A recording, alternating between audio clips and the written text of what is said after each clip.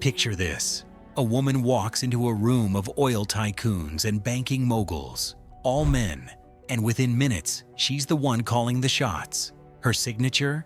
A bold red lip, designer heels, and a business empire worth over $3 billion.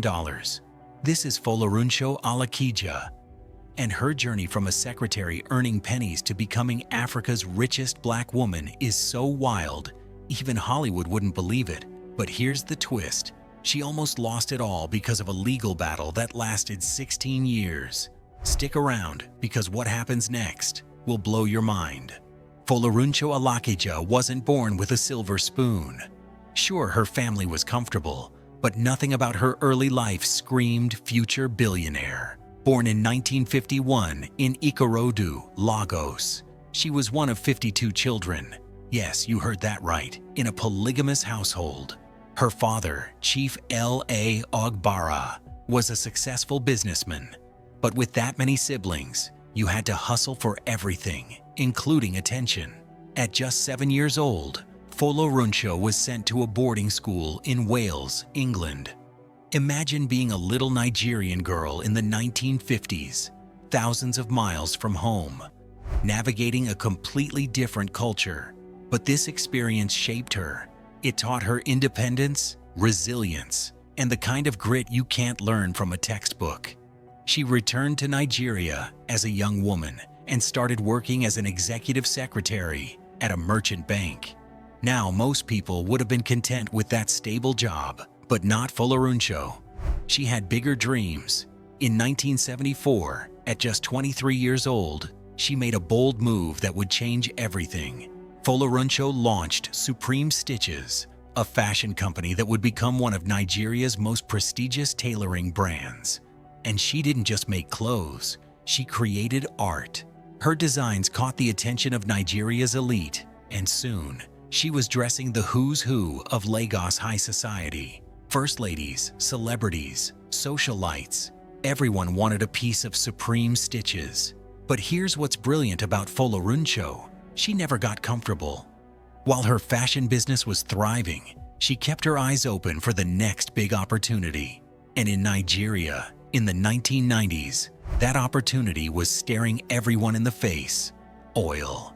In 1993, Folorunso applied for an oil prospecting license, and the Nigerian government granted her company, Famfa Oil, rights to an oil block known as OPL 216. Now, getting an oil license in Nigeria is like winning the lottery. It's all about connections, timing, and a bit of luck. But Folorunso had done her homework. She knew this was her shot at generational wealth. Here's where it gets interesting. Folorunso didn't have the capital or technical expertise to drill for oil herself, so she partnered with major international oil companies. First Star Deepwater Petroleum, and later Chevron and Petrobras. Smart move, right? She retained a 60% stake in the oil block, while her partners handled the expensive, risky business of exploration. Then, in 1996, everything changed. Oil was discovered. Not just a little oil, massive, commercially viable reserves. Folorunso was sitting on a gold mine. By 2008, the block was producing hundreds of thousands of barrels per day, and the money started rolling in. We're talking millions of dollars in royalties, monthly. But just when you think it's a fairy tale ending, the Nigerian government throws a curveball. In 2000, they suddenly reduced Famfa Oil's stake in the oil block from 60% to just 5%. The government claimed it needed to reallocate the shares, but Folorunso wasn't having it. She did what any fighter would do. She took them to court, and not just any court battle.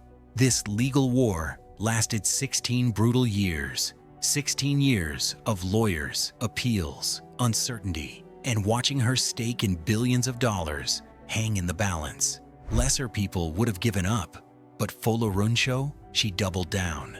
Finally, in 2013, the Supreme Court of Nigeria ruled in her favor. The government's reallocation was declared illegal, and Folorunso's 60% stake was restored. It was a landmark victory, not just for her, but for property rights in Nigeria. She had proven that even against the government, justice could prevail. Today, Folorunso Alakija's net worth is estimated at around $3.3 billion, though some estimates have put it as high as $4 billion at various times. She's not just Nigeria's richest woman, she's one of the wealthiest Black women on the entire planet. But what's fascinating is how diversified her empire has become. Yes, oil is her cash cow, but she's also maintained her fashion business, invested heavily in real estate both in Nigeria and internationally, and owns significant stakes in printing and other industries.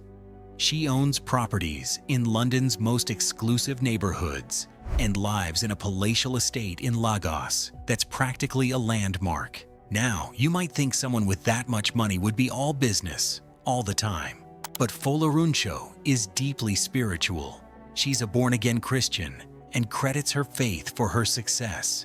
She's often quoted saying that God gave her the wisdom to make the right business decisions, and she's known for incorporating prayer into her business practices. She's also a philanthropist. Through the Rose of Sharon Foundation, which she founded in 2008, she's provided scholarships to thousands of Nigerian students, supported widows and orphans, and funded various humanitarian projects. She's particularly passionate about empowering women and young people to pursue entrepreneurship. So what can we learn from Folorunso Alakija's incredible journey? First, she never settled. When she could have been content as a successful fashion designer, she reached for more. Second, she wasn't afraid to enter male-dominated spaces, but she didn't let that stop her. Third, and this is crucial, she fought for what was rightfully hers. When the government tried to strip her of her assets, she could have walked away with the 5% and still been wealthy. But she understood the principle at stake. She spent 16 years fighting because she knew she was right. Fourth, she built relationships and strategic partnerships. She didn't try to do everything herself. She brought in companies with expertise and resources while maintaining significant ownership. That's smart business. Folorunso Alakija's story is proof that in Africa, specifically in Nigeria, extraordinary wealth isn't just possible, it's been done. But it requires vision, courage, resilience, and the willingness to fight for your dreams, even when the odds are stacked against you. From a secretary to a fashion mogul to an oil billionaire, she's rewritten the script on what's possible for African women in business. She's shown that you can compete at the highest levels globally, while staying rooted in your values and giving back to your community. So the next time someone tells you that African billionaires are all corrupt politicians or inheritance babies, tell them about Folorunso Alakija, the woman who built a $3 billion empire through grit, vision, and an unshakable belief that she deserved a seat at the table.